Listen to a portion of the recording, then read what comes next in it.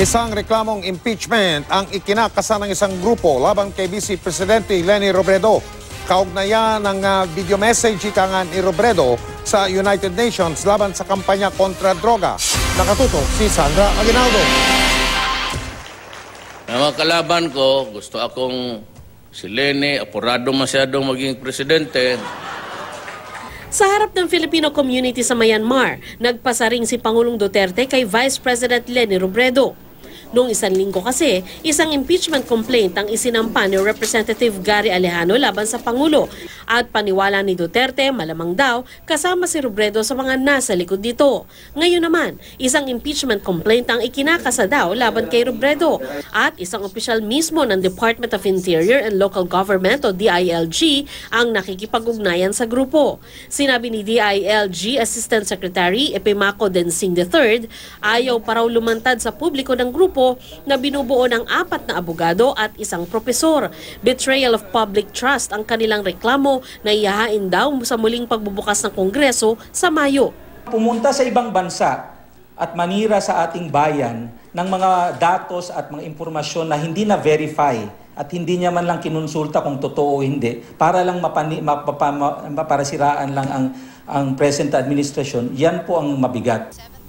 Ang tinutukoy ni Densing ang video message ni Robredo na pinadala sa pulong ng United Nations Commission on Narcotic Drugs kung saan binatikos niya ang anti-drug campaign ni Pangulong Duterte. Sinabi niyang 7,000 katao na ang namatay at ang mga tao raw na humihingi ng warrant of arrest ay binubugbog.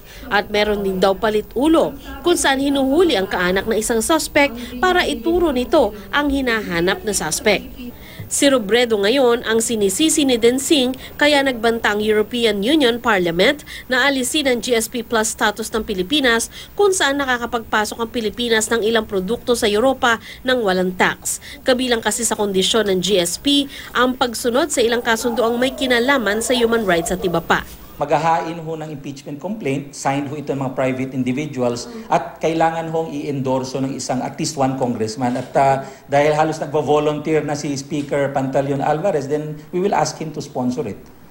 Kapag naisampa na ang impeachment complaint, didiretso na ito sa Senado kung i-endorso ng mahigit 77 kongresista. Titingnan muna natin yung complaint, no? Kailangan mabasa natin, tapos makita rin natin yung mga ebidensya kung ito ba ay matibay.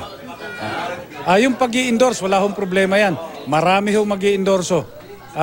Hindi ho siguro bababa sa 100 yan. Kung si Speaker Alvarez, ang sabi niya, siya yung mag-lead ng pag-vote. Ilan ang followers niya? 250 ang followers niya sa House.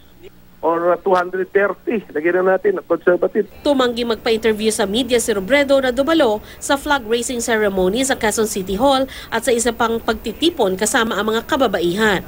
Sabi ng tagapagsalita ng bise, sana wag namang daanin lang sa numero ang usapan. Sana hindi lang purely numbers yung tinitingnan natin dito, pero yung content, yung substance, dahil naniniwala tayo na yung mga inihalal natin na mga kinatawan sa Kongreso ay bumoboto at nagdedesisyon ayon sa kanilang mga prinsipyo. Itinanggi rin niyang kasama si Robredo sa mga nagsusulong na impeachment complaint laban sa Pangulo. Hindi nag-aapura si VP Leni sa kung ano man. Kung di apurahin lang na tapusin lahat ng mga sinimulan namin na programa para sa anti-poverty programs. Sandra Aguinaldo, Nakatutok, 24 Oras.